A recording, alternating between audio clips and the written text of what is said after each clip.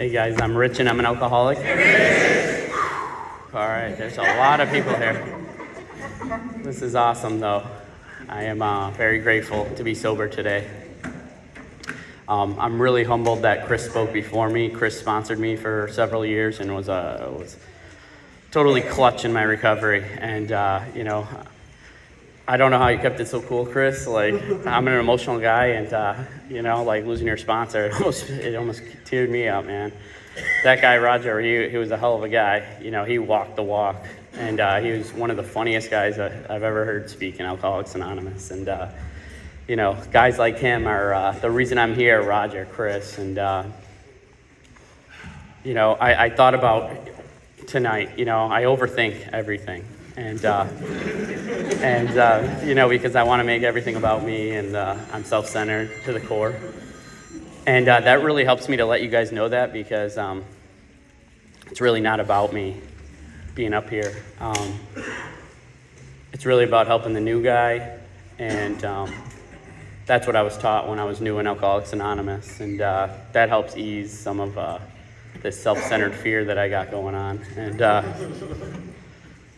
so, just so grateful today. I know that I had a moment too. I was calling some old friends of mine, reconnecting, and just reminding myself of why I'm still in Alcoholics Anonymous. And there's a lot of people that went before me that took time out of their busy schedules to carry the message. And I don't do that enough. I got a busy life that Alcoholics Anonymous has given me, and when I think about it, I know why I get emotional when I'm up here, because I rehash my life and my life in sobriety. Thinking about when I was drinking, it's really shameful. Like Chris, it started out not like that though. And when I started drinking, all the self-centered fear, anxiety went away. And when I drank, I was like Roger, I didn't give a shit what you thought of me. I remember I was 14 years old. I tried out drinking beer, and I could never get it down. It was bitter, gross, and but I got a hold of liquor at this party, and it was Sky Vodka, and I'll never forget that bottle. It's still in my dreams. I was this kid who was anxious, and I don't know why I was so afraid. I had this awesome family. I did well in school. I did well in athletics, and I just was overly sensitive, I think. That's probably a good word too. Anxious, overly sensitive, and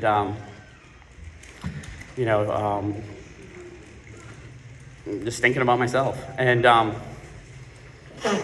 so when I drank, that first time, like everything went away. Like alcohol was my solution. And when I drank, again, I didn't care what you thought of me, and I could have fun. And that's why people like Roger were so impactful in my recovery, because when I was new, I needed to know that I could still have fun, and that, because when I drank, it was a terror. It was unpredictable what was going to happen. Was I going to wake up in jail? Was I going to wake up naked with piss in my pants? Was I going to do something I was ashamed of and never want to talk to this group of people ever again? Was I going to go to that bar and get kicked out and then never have to be allowed back at that bar again? That's the kind of drinker I was. And I just remember that, like, it helped me open up to relationships, and I wasn't in my head no more. And the progression of my alcoholism, I think I started drinking alcoholically, like, pretty much from the get-go, around the age of 16. I was threatened to go to rehabs and stuff like that by my parents, but, like, I was really good at living a double life. I know I had sponsors that, like, just went down. One of my first sponsors, he went to prison. And I remember being like, when I was new in recovery, I'm not like him. He went to prison. I didn't go to prison. And, I told him my fourth step, and he told me, that he didn't do some of the things I did. He got caught.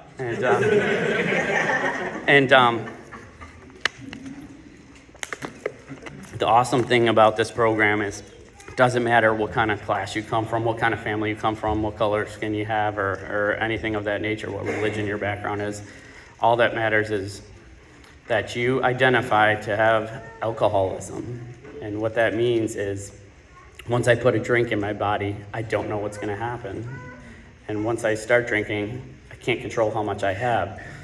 Now, there's times where I prove to myself that I could drink, or not drink, for like a month. I did that several times, and or I didn't have to drink till Thursday, and I proved that. And could an alcoholic do that? No, So that's what I played these games in my head, and I know that you guys could relate to that. I know that.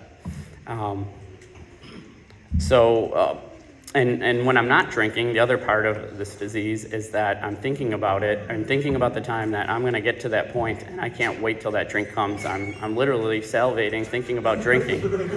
And I can relate to that today with other things even. I still have the addict brain, and I'm not cured of this disease, but there is a solution today that I find in here, and it's spiritual. And when I came in, I did not like that word spiritual because I tied that to religion. And God, I did not like that word. So just a little bit more in my drinking to qualify. The progression led me to just really not like myself, to not feel I used drinking to feel comfortable in my own skin, and the trap was that the days after drinking, I was crawling out of my skin. So what do you do when you do that? You pick up more alcohol. And some of the things I've learned in Alcoholics Anonymous, I'm like, wow, I should have done that, And thankfully I only did a little bit of drugs, only cocaine, and I didn't get into pills and all that. And that was my justification. Oh, they do heroin here, and I'm not as bad as them, and. Who knows how much longer until a needle was in my arm. So grateful I got sober at the age of 25. I've been sober since May 11th, 2008. And just like the same year Chris got sober. And so grateful for that. I also have a sponsor currently, and I have a home group. Those are really important to mention.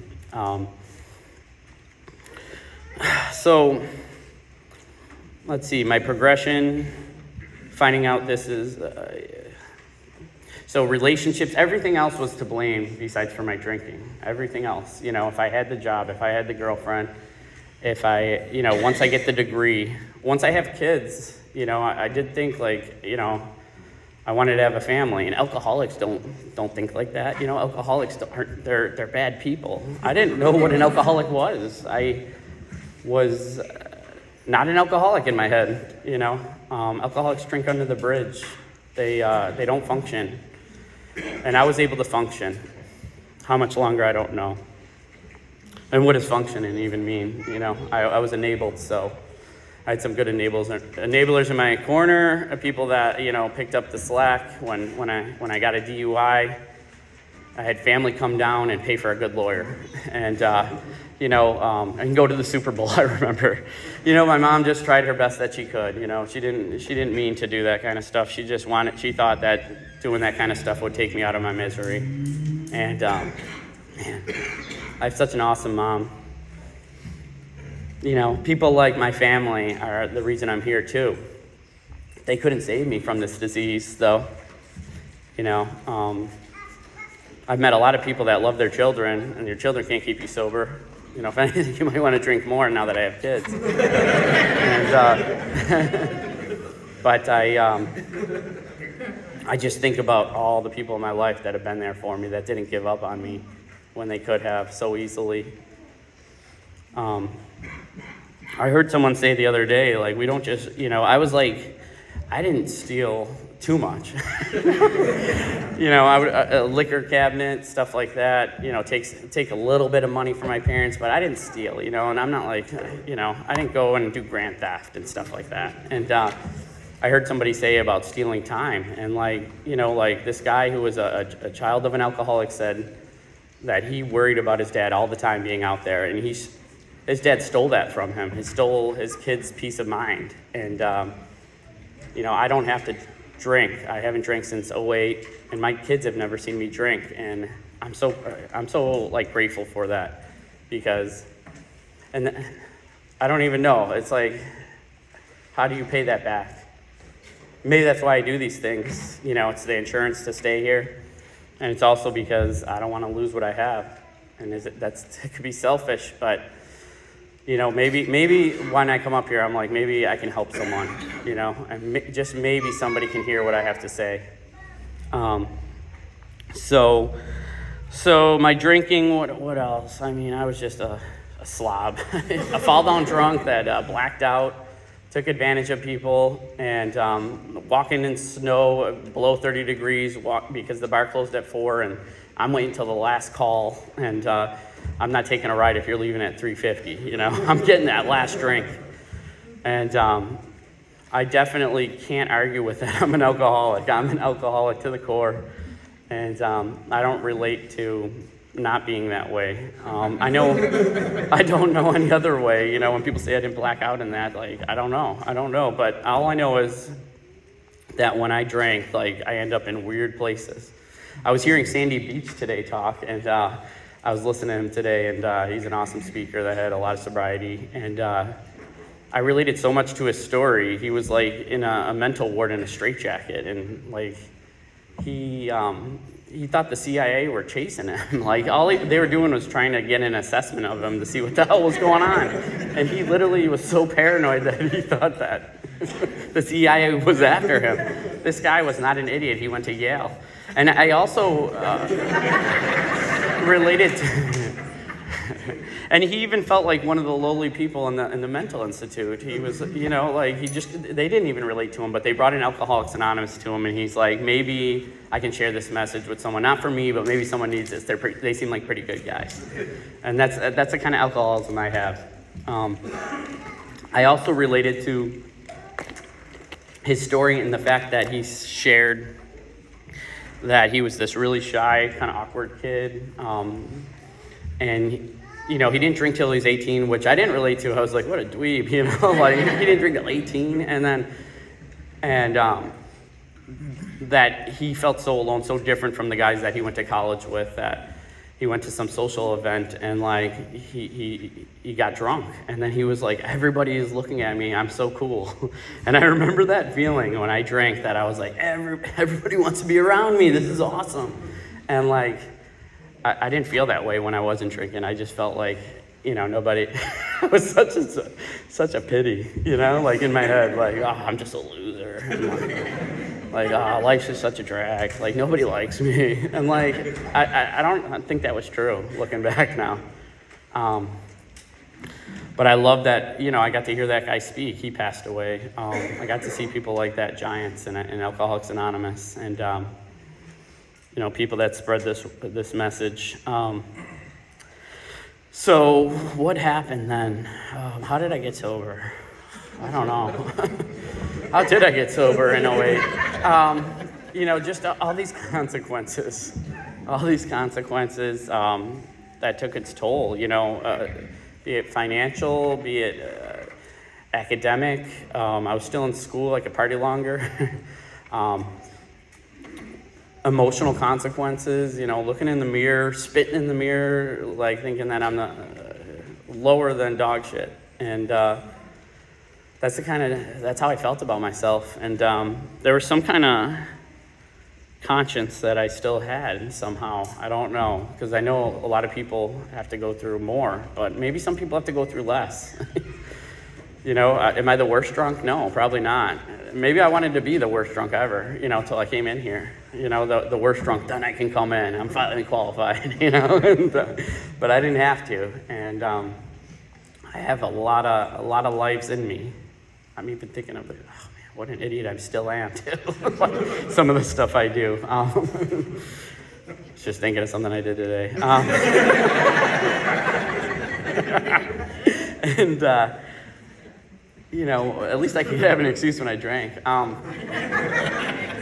Today I don't have to pick up though. I don't have to pick up when I do that stuff. I called a friend and then I told him, we laughed. And he's like, I did something like that a few weeks ago.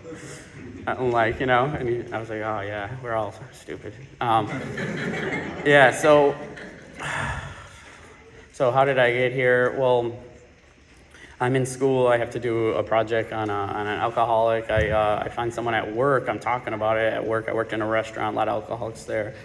And she said her father was an alcoholic, and he'd like to hear, he would take time to talk to me and do an interview. And so I interviewed him and really related to him. He gave me this book, not this one, but Alcoholics Anonymous, the big book. And he gave me his, and I was like, maybe I'll check this out. I really related to him just from a superficial level of what he liked. I realized he was a working professional, and that I knew this guy wasn't BSing me. Like there was an ease about him, a comfort with him that I had, and that I just felt like the door was open if I needed help. And I ended up, thinking about that in the back of my head. There were some weird thoughts I'd have when I was drinking. Like, I remember, being at concerts, just like, I felt like people, someone was talking to me. I don't know, like, such weird stuff. And like, just like, man, if you had cancer, like, maybe you could quit drinking. And just like, I saw someone's face. Like weird stuff like that. That's like, I wanted to drink, but I knew it was killing me. And I didn't know how to not drink. Like through those periods, it was really difficult. Those dry periods when you don't drink for a little bit, it's miserable. I was watching a video on why we call it a disease, and it was talking about a region of the brain that gets impacted. And I thought it was really interesting because, like, literally when an addict wants their drug or drink, they will do whatever it takes to get it. It's literally their life that's at stake. And like, I was like, wow, that's intense. And I could relate to that. I see my brother, he's got about a year and a half sober, and he's miserable. He's dry, drunk.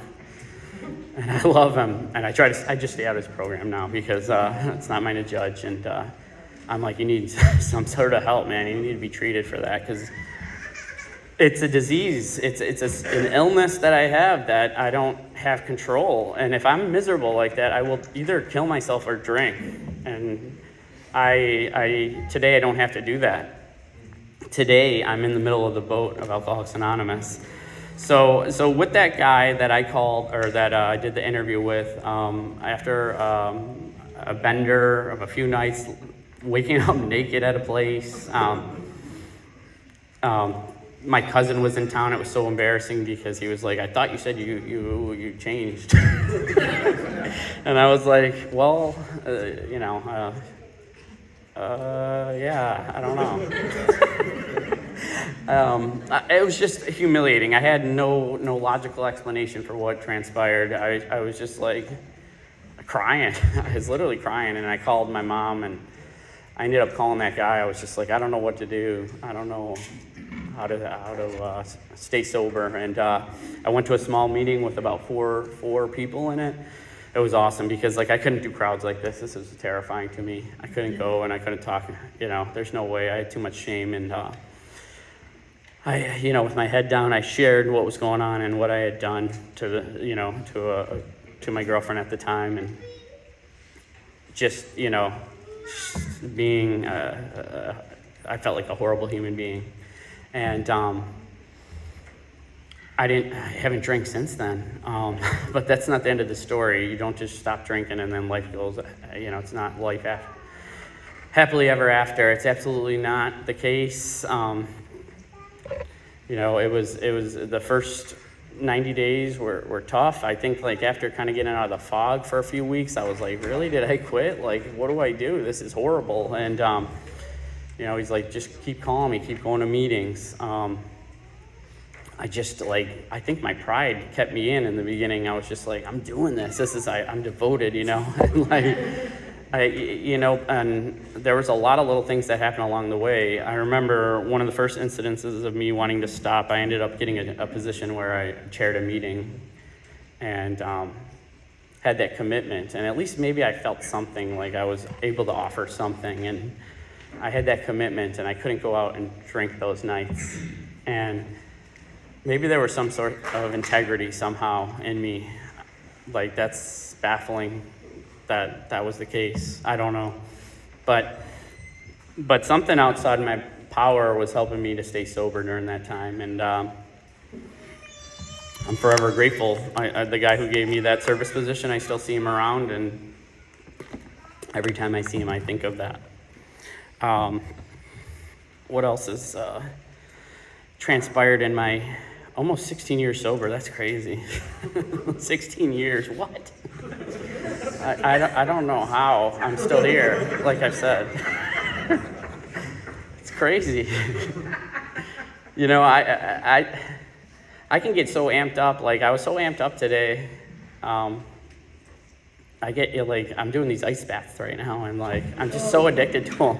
Like, it's just like, I just want more. I'm like a feel-good junkie, and like, I still, you know, like, how do I get by in this world sometimes? I can't believe I'm an adult. I can't believe I'm an adult. I really can't. That first year and a half was so crucial to my recovery. It was so fucking hard. Excuse my language. It was so hard. I did not want to be sober. Like, I was fighting it so hard. Like, that pain and misery, I forgot about it. I was in so much, like, still so much in my head. Like, I was too smart for recovery. And, like, there's so many of us that, like, are so logical, so intelligent, yet we can't stay sober. And, like, you know, I could rationalize anything. I'm such a con man.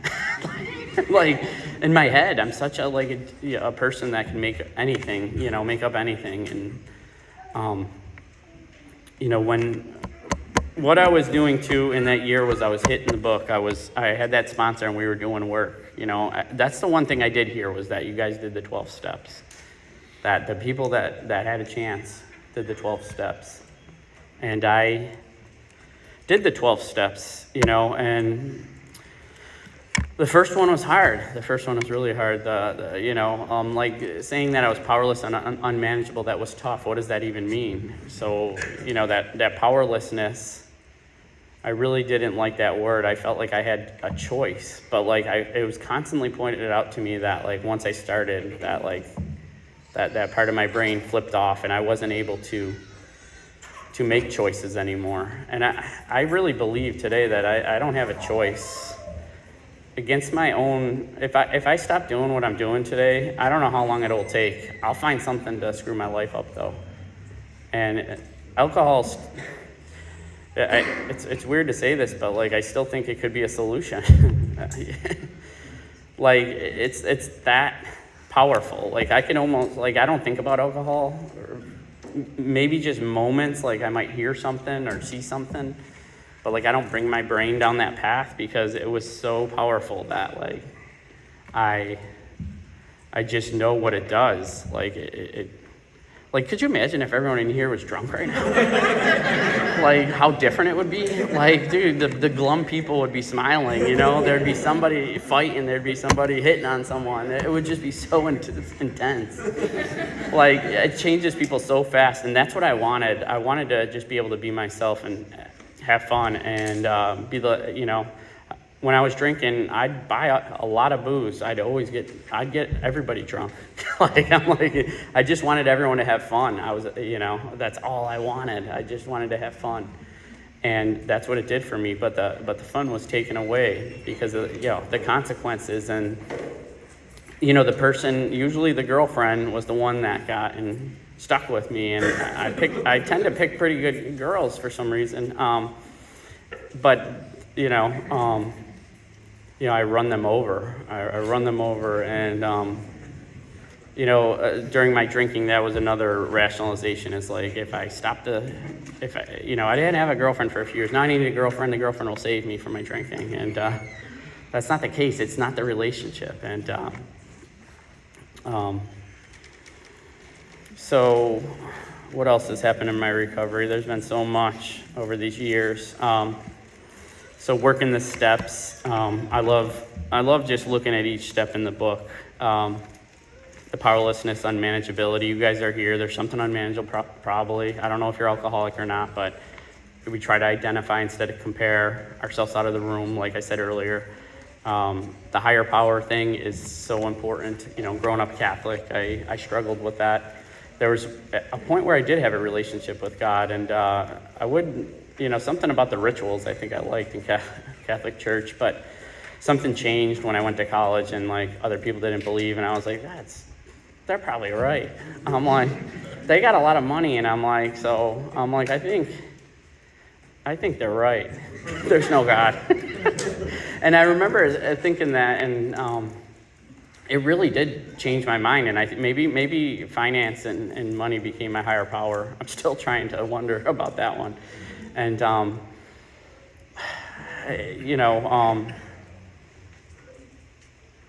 I didn't like hearing that word God now, and today, like, it's my favorite thing to hear about. Like, my relationship with my higher power is so incredible. Like, I don't know what I would do without my relationship with God. And you don't have to have some Catholic God, Christian God, or just an inkling of a belief that something greater than yourself can help you in this journey.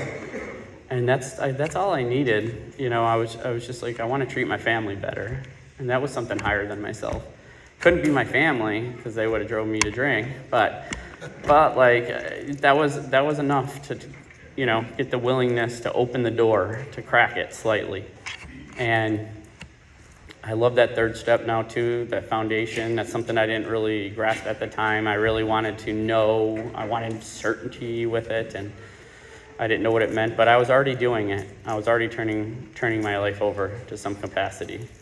And doing the action steps helped and really gave me the momentum to keep on going. 8 and 9 terrified me. I was always so scared in early recovery too, like moments like this where I'd be speaking in front of a crowd. I remember at YPG, we'd be like, they pick speakers, kind of like Chris got the 10-minute speaker, and I'd be like, if they're gonna pick me, I'm gonna drink. I was like terrified of what you guys thought of me. That's what it was about. It was like, I want people to like me.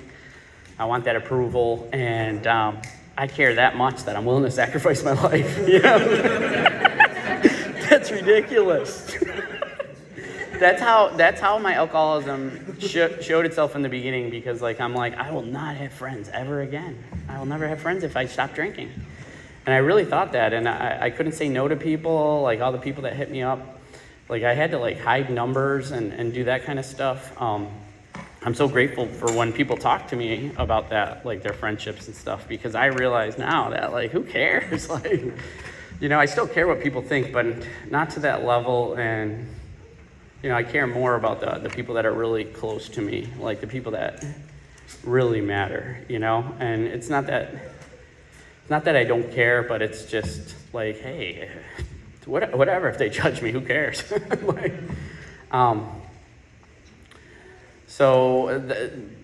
cares what other people think? There's so many excuses. It's just this is the disease. It comes up with anything it can to challenge you, to get you back to drink. It will do anything it can to get you back to drink. And so the steps 10, 11, 12, I do work those pretty regularly. Definitely not perfect at it, but I sponsor a guy. I really would love to sponsor, more guys. Sometimes, I've sponsored a lot of guys in my recovery. There's been times where I've sponsored a lot. There's been times when there hasn't been as many. But I know that it comes when it's supposed to come. After I did the 12 steps for the first time, I got a sponsee the next day. And I just talked to this guy the other day. It's crazy. I talked to him a few weeks ago, and that was just I remember, because I was done with the steps and I was like, what now? So impatient. What now? This is stupid. What now? I need to stay sober. Just so impatient. And this guy showed up in my life the next day. God knows what I need. And he's like, here you go, kid, shut up, And I was just thinking child of God too. So random, very squirrely I am. Child of God. I'm a child of God, and I love that. Roger used to say that, like, when I was going through a hard time with, I went through a divorce, and around 10 years sober, that was rough. And Roger, I called him, and and I was complaining about her, and he was just like, she's a child of God. And like, Roger was just that guy. He was just like, he loved his wife, and everything he did was Alcoholics Anonymous. Like, I mean, that guy lived it. He lived it, and like, he was someone to be around, man. He had that spirit. It's awesome, man. Alcoholics Anonymous, there's so many people that come before us that take their time and pave the way for us. With this great sponsorship has really helped me with 10, 11, and 12, and I've been into meditation in the last few years. That's really helped me with my hyperness and my with being more calm, and I need to do that daily. 10, getting honest with my sponsor, and then 12, helping guys. That was big in our home group when it's big in my home group now. We got a lot of new guys that come in, and selfishly I'm like, man, who are all these new guys? But that's what I want in my home group. Maybe I'll get a sponsee soon. We take meetings to Acts Detox. I love going into detoxes. I love it. I love going there and like giving the message of Alcoholics Anonymous. There's nothing better than that. You go there, and it's not just because you leave, but like you connect with these people, and they're at this level, 2 minutes, and then it's incredible. So you got to do something that's outside of yourself. You got to do something inconvenient. That's so hard. When I talked to my brother, I tried talking to him about that, and he wants to do what's convenient, and he's doing some things, and I see glimpses, but like it helps me see, who I was. So service work, right now, I had this moment when I was calling people today, and I just I cried. Like, I called this one guy I haven't talked to who's from around here, and I cried into his voice message. I was like, brother, I love you. I'm so grateful, and I don't know why, but like, it just came to my mind, and I'm like, I thought about all the people that came before me in Alcoholics Anonymous, and how many people have touched my lives, and with that, like, I'm just so grateful. I love Alcoholics Anonymous so much, and like, I forget about it, and right now I remember why I'm here, and like, to carry the message. And with that, thank you.